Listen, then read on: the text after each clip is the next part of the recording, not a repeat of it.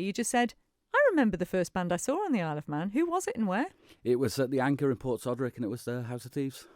Who were? Lee Harrison, Paul Tier, and Trevor Parks. Amazing. Trevor, I don't know. Paul Tier, of course, Truman Falls now, other bands, 2020, all that lot. And, of course, Lee Harrison, Clever Shirts, who we've got coming up on the show. So that's quite fun. So what do you remember of the gig? I remember most of it, actually, because I was a little bit younger, shouldn't have been in the pub. But was it the Anchor? Yeah, the Anchor. Yeah. The Guinness was nice, apparently.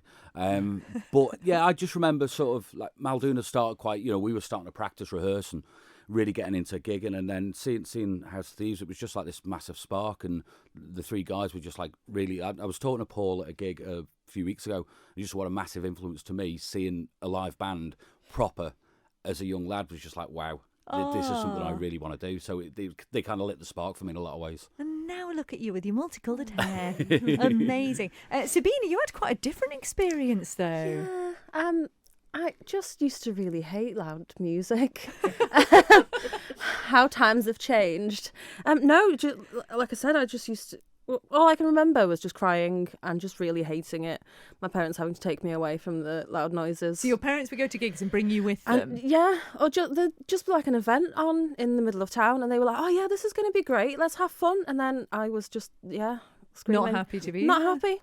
But I think the one I remember, the sort of significant one was, I can't remember how old I was. I think we've already moved to the island, so I would have been about 11 or 12.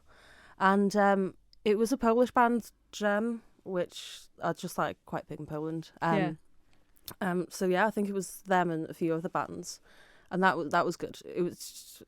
By you this didn't point, cry at that no, one? No, not this time. Well, then that's progress. Well, that's done. Yeah. Can you remember that far back, Phil? You don't have to remind me how old I am. Certainly on the island, it was the magnificent Gasp. It's got to be said at the Douglas Head. Good old Gasp. We miss you, Steve. Oh God, we do. What a guy. What a guy. I mean, they really set a high bar, didn't they? Oh, they did. And just saying about Steve, I don't know anybody with a bad word about the guy. Yeah, you're so right. That's it. In the last year, just absolutely everybody. He was one of those people who just...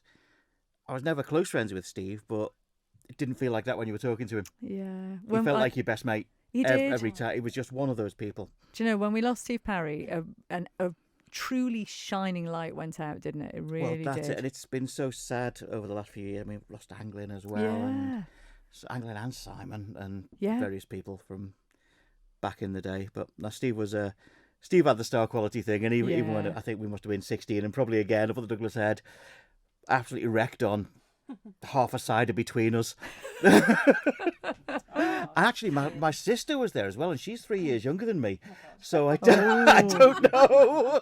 Obviously, you didn't let her drink the cider. It's fine. It's fine. But we asked them for autographs at the end, and they gave us their autographs. You had I remember that. See, And we danced. That is just what a lovely memories. Thank